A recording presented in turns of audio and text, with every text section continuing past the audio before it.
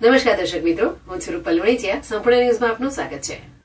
વારસો અને વિરાસતની થીમ પર શ્રી નવજીવન બીએડ કોલેજ ડીસા ખાતે અવનવી વાનગીઓનો રસાસ્વાદ કરાવવામાં આવ્યો હતો, જેમાં 110 તાલીમાર્થીઓ જુદી જુદી વિસરાતી જતી વાનગીઓ બનાવી ટેસ્ટ કરાવ્યો હતો. દુનિયા જ્યારે જંક ફૂડ તરફ વળી છે, ત્યારે ઘરે બનાવેલી વાનગીઓ કેટલી પૌષ્ટિક હોય છે તે અંગે તાલીમાર્થીઓ જાગૃત બને તેવા ઉમદા હેતુથી આ વાનગી મહોત્સવ રાખવામાં આવ્યો હતો.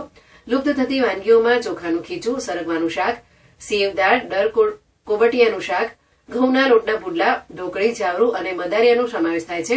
ગ્રામ્ય વિસ્તાર અને શહેરી વિસ્તારમાં કઈ કઈ વાનગીઓ વખણાય છે તે બનાવવામાં આવી હતી. પરંપરાગત ખોરાક કયો છે તેની માહિતીથી તમામ તાલીમાર્થીઓને વાકેફ કર્યા હતા.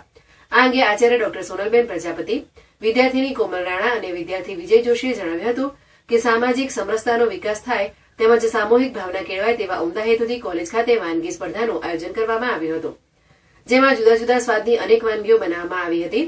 ગ્રામ્ય જીવન સાથે સંકળાયેલી વાનગીઓ અને પરંપરાગત વાનગીઓથી તમામ તાલીમાર્થીઓ વાકેફ થાય તે આ વાનગી સ્પર્ધાનો હેતુ રહ્યો હતો, જેમાં 150 થી વધુ વાનગીઓનો આસ્વાદ તાલીમાર્થીઓએ માણ્યો હતો.